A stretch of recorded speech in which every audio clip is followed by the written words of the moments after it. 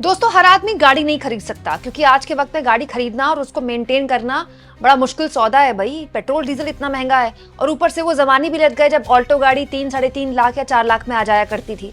इसीलिए वो लोग जो गाड़ी नहीं खरीद सकते, गाड़ी मेंटेन नहीं कर सकते, वो अपने रोजमर्रा के काम के लिए ओला, उबर या फिर रैपिडो या फिर इनड्राइव जैसे ऐप्स पर निर्भर हैं। इन ऐप्स के जरिए आप गाड़ी बुक करते हैं और आसानी से अपनी गंतव्य तक पहुंच जाते हैं।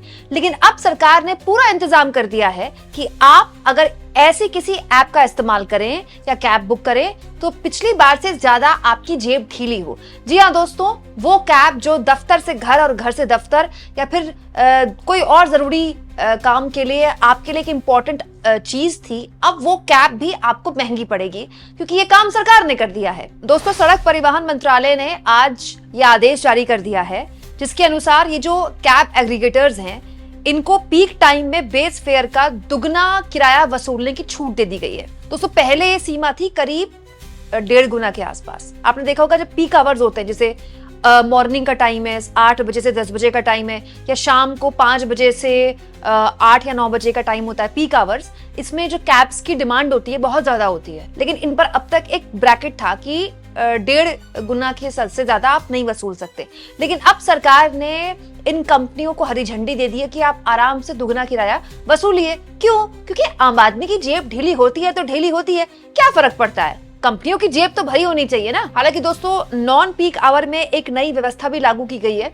इसके तहत जो मिनिमम बेस फेयर है 50% तय किया गया है, उसी के अंतर्गत इन कैब ड्राइवर्स को, इन कैब कंपनियों को बेसिकली भुगतान मिलेगा। दोस्तों, बकायदा केंद्र सरकार ने सभी राज्यों से कह दिया है कि 3 महीने के अंदर इन नए दिशा निर्देशों को लागू भी कर दें। वहीं दूसरी ओर दोस्तों, बिना वजह अगर ड्राइवर बिल्कुल किसी रीजन के आपका कैब कैंसिल करता है तो 10% जो किराया है, जुर्माना है, 10% जुर्माना ड्राइवर को भुगतना पड़ेगा। हालांकि दोस्तों, ये बात तो ऑलरेडी है। अगर आप उबर यूज करते हो, मैंने क्योंकि उबर एक जमाने में यूज की है, तो ये होता था एक जमाने में कि ड्राइवर पर जुर्माना लगता था।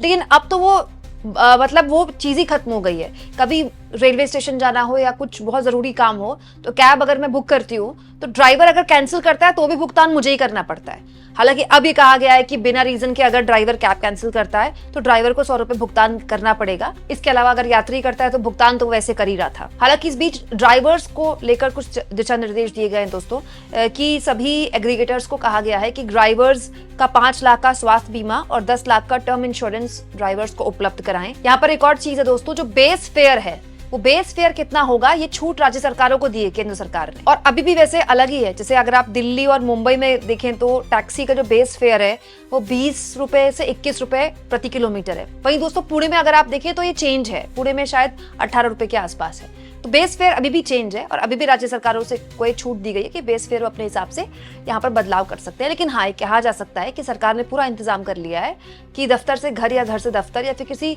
इमरजेंसी काम के लिए अगर आप पीक आवर में कैब बुक करते हैं तो पक्का आपको महंगी कैब ही मिलेगी। अब इसको आप कंगाली में आटा गीला कह लीजिए। दोस्तों, क्या आप भी इन कैब्स का इस्तेमाल करते हैं? और अगर करते हैं तो फिर रोजाना अगर दुगना किराया आपसे वसूला जाता है तो फिर आपके हिसाब से आपकी जेब में कितना असर इसका पड़ेगा? कमेंट बॉक्स में आप लिख सकते हैं। और जितना हो सके दोस्तों, चैनल को शेयर भी करें, सब्सक्राइब तो आप करते ही हैं। थैंक्स और ज्वाइन, इन 2 ऑप्शंस का आप इस्तेमाल करें दोस्तों। इसके जरिए आप आर्थिक तौर पर मेरे फ्री जर्नलिज्म को सपोर्ट कर सकते हैं।